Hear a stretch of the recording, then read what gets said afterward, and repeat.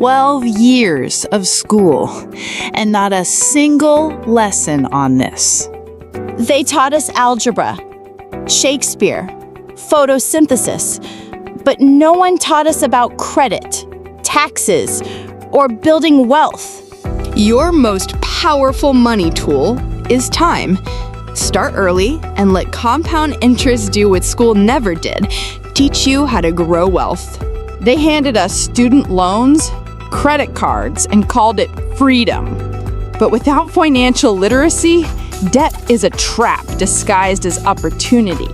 Your paycheck ends the moment you clock out, but assets, they pay you while you sleep. You're not lazy, you're just distracted on purpose. They want you buying, scrolling, upgrading, but never owning. Selling isn't sleazy, it's survival.